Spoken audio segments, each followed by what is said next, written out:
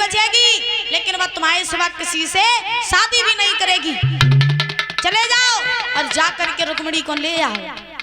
जो इतने वचन कहे तो भगवान कन्हैया ने कहा, पंडित जी तुम्हारे संगे हम चले तो चले, लेकिन मेरो भैया जो बलराम ठाड़ो जो हमें जान नहीं दिए, तो तुम कोई ऐसो उपाय ढूंढो कि जैसे हम तुम्हारे संगे चले चले। अब पंडित जी बोले, हम क्या उपाय ढूंढे, रुक्मिणी के कहवे से हम कुंदनपुर से द्वारका तक चले आए, अब तुम्हें संग चलना है तो उसका उपाय तो तुम ढूंढो कि तुम्हें क्या करना है।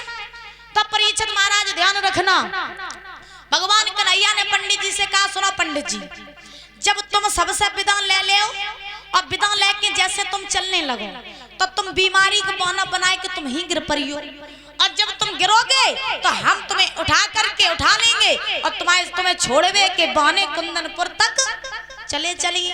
अब पंडित जी समझ गए, कन्हैया छलिया तो तुम हो रही के रहे हो, हैं? छल करना तो तुम्हारी प्रवृत्ति रही है। अब महाराज पंडित जी ने आज सारे द्वारका वालों से विदा मांगी, सारे द्वारका वालों ने विदा की।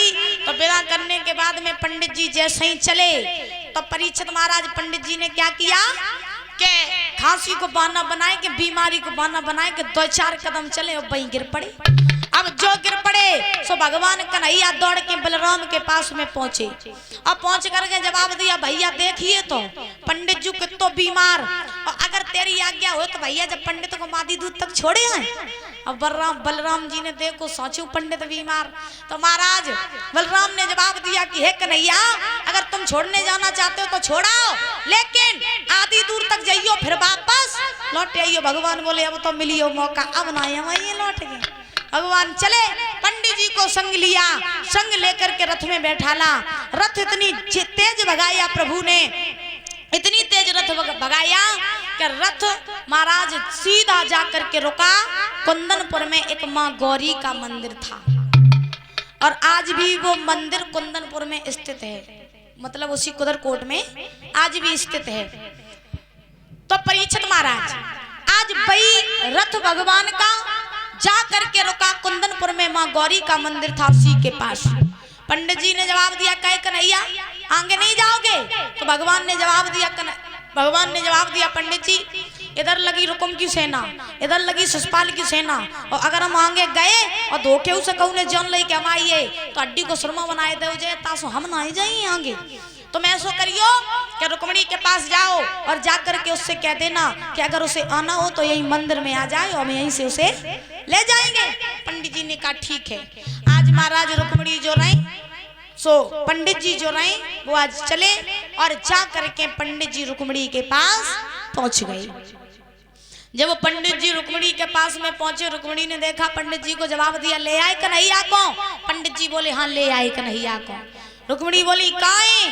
तो बोले कि कन्हैया गौरी माँ के मंदिर के पास में रथ लेकर के खड़े हैं, अगर तुम्हें जाना हो तो तुम वहीं चली जाओ और वहीं से कन्हैया तुम्हें ले जाएंगे। इतना कह के पंडित जी चले गए। अब परीक्षित महाराज इधर रुक्मिणी ने क्या किया कि भैया रुकुम के पास में रुक्मिणी गई और जा करके कहा, भैया तो पता है कि मेरी बरात तब आई गई कुंदनपुर में, तो आज मेरी शादी होगी, कल मेरी विदा हो जाएगी, तो भैया अगर तेरी आज्ञा हो बे तो का हम गौरी माँ का पूजन कराएं, गौरी माँ का पूजन कराएं। तो रुक्मिणी अगर तुम पूजन करने जाना चाहती हो तो तुम चली जाओ, लेकिन अकेली मत जाना, कुछ लड़कियों को अपने साथ ले लो।